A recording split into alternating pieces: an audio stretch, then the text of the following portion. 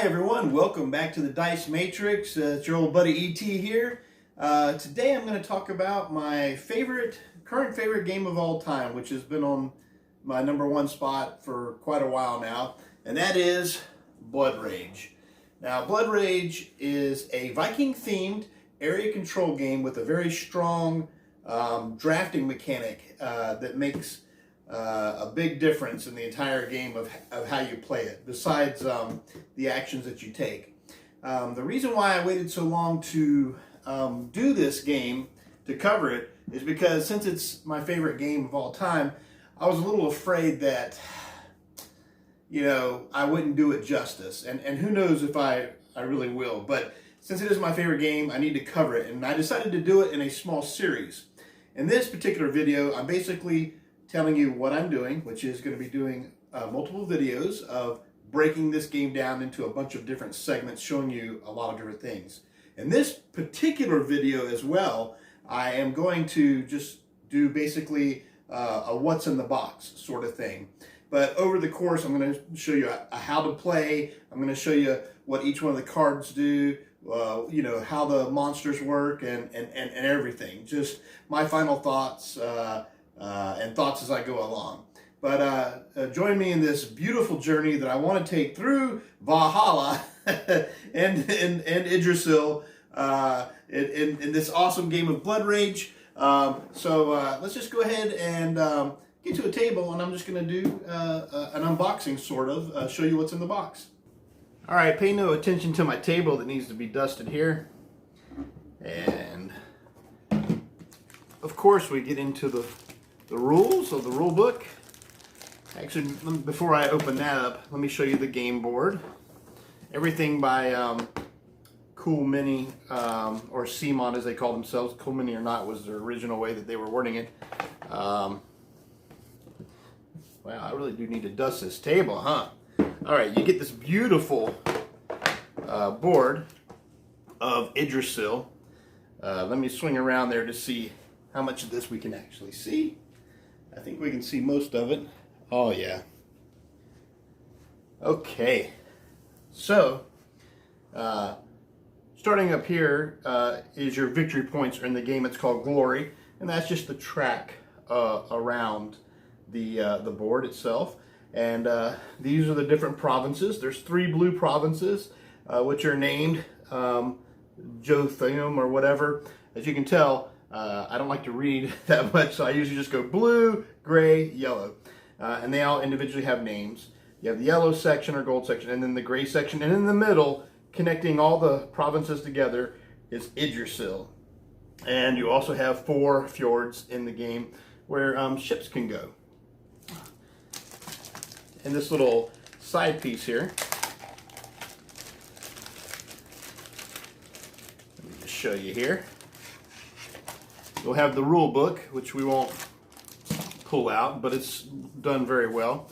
You'll have this little Valhalla thing, which will go to the side of the board, actually off play, and you'll place your dead figures in there.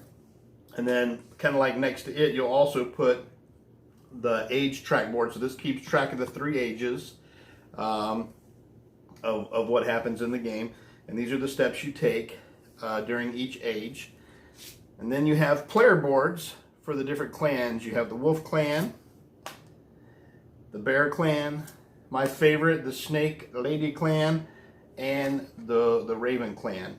And each one have areas where you can play upgrades, and it gives you a pretty well definition, the actions you can take in the game, and the 3 main types of I guess things you're vying for during the game. Like, this is Rage. This keeps track of your Rage. This keeps track of your Glory, which when you win battles, it will advance victory points. And these are helmets, which shows you how many figures you can have on the board. But those will be for later detailed videos. Let me move those out of the way. Also in the box, you'll take a clan thing of these little clips that go on the bases of your figures if you haven't painted them already. And there's also little markers that I went ahead and put in here in my personal one to keep them together, to keep track of the 3 abilities.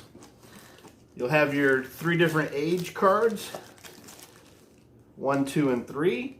and we'll go over those in actual really good detail, actually. And they have different things on them, you know. Like I said, I'll describe it later. But you get, this is the big meat of the game of drafting, and then the really thick part, which is getting the actions. And that's where you get to use your cards and do things. Okay, these are your destroy tokens on the age board. As areas get destroyed, you'll do this, and it shows you kind of like, you know, on the sideboard what will be destroyed next. So when an area gets destroyed during Ragnarok, it is no longer accessible. On the board, you also notice that there's 3, 4, or 5 spots, which are villages, and that's crucial because it shows you how many figures can actually be in a section at a time.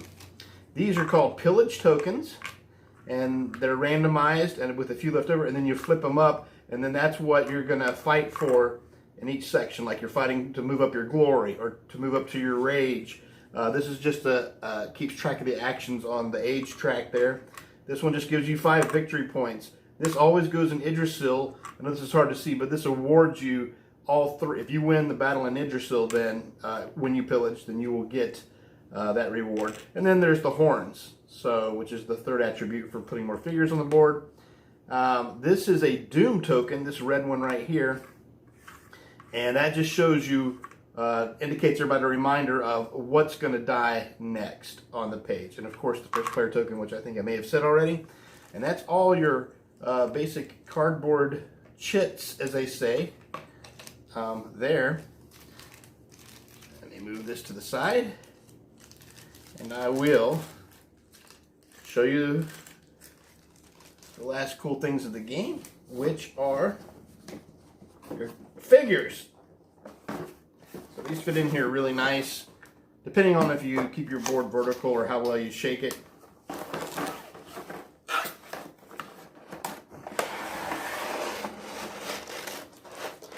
Now, these are the different clans. They usually go in, of course this has been bumped around a little bit, but these are the different clans in the game. I started to, because I like the snake ladies, so I started to prime them in mine, and I started to, you'll notice that like mine are started to be half painted on a lot of my stuff. Sorry, a lot of these warriors are out of place, but basically these blue figures are different monsters you can acquire in the game, and these are the ships that you get with your clan as well. Each person gets one ship towards their clan. This is actually a blue monster. I just started to prime it, so my set may be a little different from other people's sets. So I'm going to straighten this up, and then I'm going to show you the monsters. Actually, I'll just move this out of the way, and I can fix this on my own time. Okay. And then, of course, the coolest part of the game. Now, I have started painting some of these. So normally these all come blue, but I've primed a couple of them here. Like I started priming a little bit around the areas of the fire giant, which is a really awesome figure. However, I grabbed him out of here. And then the, I believe that's the stone giant. I started painting the rock and the base on that a little bit, priming it.